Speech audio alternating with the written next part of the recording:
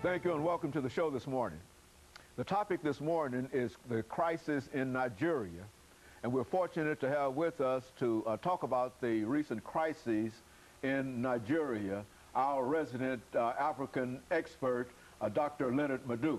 And Dr. Madu, I refer to you as our resident African expert, primarily because not only are you the expert dealing with Africa as well as the Middle East and a number of other areas, and certainly the very fact of you being an international lawyer and the president of the Pan-African Journal simply gives you an understanding of a lot of things that many people do not understand. Now, Dr. Madu, I think you will recall that the last time you were with us, at least quite recently you were with us, and we talked about Nigeria as we have talked about Nigeria on 8 or 10 different occasions. But I think then we said that the president of Nigeria was no longer in Nigeria, had been absent for a number of days, and now we understand that he came back and now he has, let's talk about Nigeria. Bring us up to date with what is going on in Nigeria. Well, the last time, we talked about Nigeria, the president was still in Saudi Arabia. Like they told Nigerians, that's where he's been since November 23rd. Then on February 24th, he was, quote, smuggled back into the country. People use the word smuggled because when he came back, nobody ever saw him. And up to today, nobody has seen him either. Yes, even the acting president hasn't even seen him. And nobody in the country can tell you they've seen him. No member of parliament has seen him. No police official can tell you they've seen him. No commander of the armed forces have told you they've seen him. There's no eyewitness account of the president of Nigeria being in Nigeria. Being in the country, absolutely.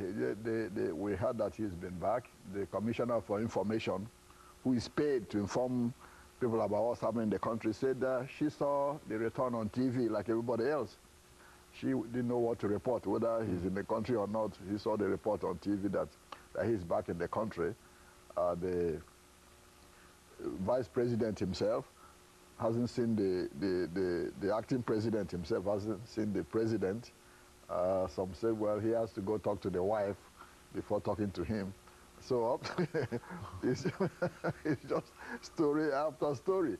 The sad thing is that the president is supposedly back in the country, staying on one side of the presidential palace, and the acting president is sitting on one side of the presidential palace. You can just imagine, let's two say, presidents. Exactly, two presidents. Put it that way. Obama is sick. He's staying on the east wing. The vice president is acting. He's staying on the west wing. These are still two presidents now. That's what you call it, because the acting president is fully empowered. And then you have the president who says he's sick, sitting on the other side. But a stone throw to the other office, the acting president cannot walk over there and see the ailing president. Well, Dr. Madu, explain to some members of our audience what we're talking about. We're talking about the largest city a country in Africa, in West Africa. Go on, explain that. Explain what Nigeria is. It's the most populous black country in the world. And you can say, unarguably, the most powerful black country in the world with 150 million people. With all the resources you can talk of. 15% of the oil sent to these countries comes from Nigeria, okay? And so it's very important, not only to Africa, but even to American policy in Africa and also the world in terms of ethnic politics and all that. So that's the problem here. So you have a few group of people holding 150 million people hostage. Now, the president left on November 23rd, according to them, because that's the information they give out. Nobody knows which is correct, to Saudi Arabia. And he's been there without handing over to the vice president, which is what is normal. He didn't even have to do that, until people got fed up. And then on February 9th, the Nigerian National Assembly, so-called, said, okay, let's empower the vice president to become acting. So he became acting since February 9th. But the ministers appointed by the former president weren't inclined to take orders from the acting president. They still felt they need to be loyal to the sick president. So that's been creating a whole lot of problems. So this is what led to, yesterday, 2 days ago, the acting president dissolved the cabinet, fired all the ministers, and, he's now trying to submit the names of his own ministers to Parliament for approval.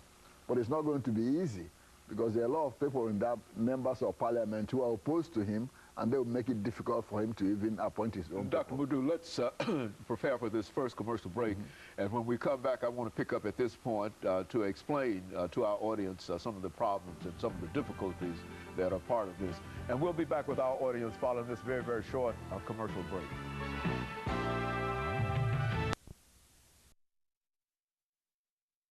We're talking about the